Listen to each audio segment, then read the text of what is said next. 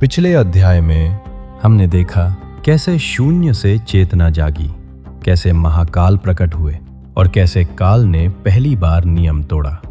एक ऋषि बिना कारण मारा गया और उसी पल से सृष्टि का संतुलन डगमगा गया।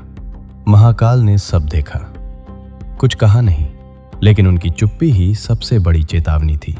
और अब उस चेतावनी के बाद जो हुआ, उसने पूरी सृष्टि को अंधेरे में धकेल दिया। पहली गलत मृत्यु आखिरी नहीं थी, वो तो शुरुआत थी, क्योंकि अब मृत्यु इंतजार नहीं कर रही थी।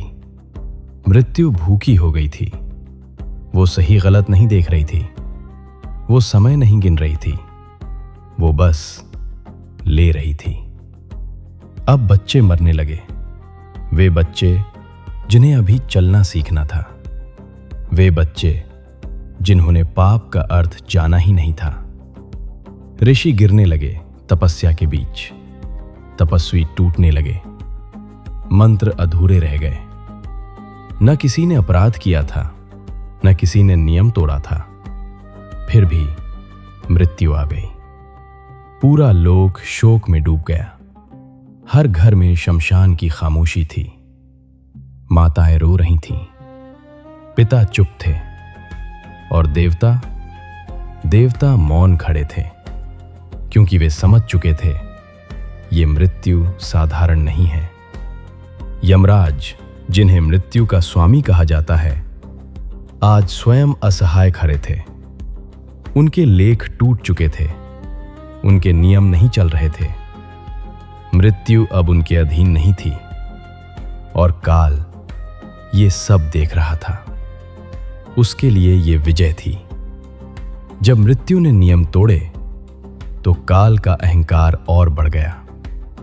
उसे लगा अब कोई उसे रोक नहीं सकता। लेकिन एक शक्ति अब तक शांत थी, महाकाल। ये युद्ध नहीं था, ये आक्रमण नहीं था, ये टकराव था। नियम और अहंकार के बीच, मौन और घमंड के बीच। जब महाकाल सामने आए तो समय स्वयं थम गया। महाकाल का त्रिनेत्र अग्नि नहीं था, वो शून्य था।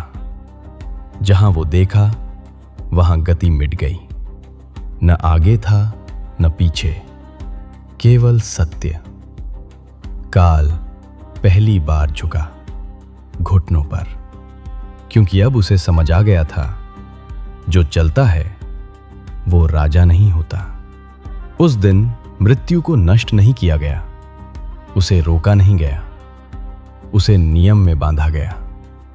और उसी दिन महाकाल बने मृत्यु के राजा। मृत्यु अब भी है, लेकिन अब उसकी सीमा है। अगले अध्याय में शमशान का साम्राज्य।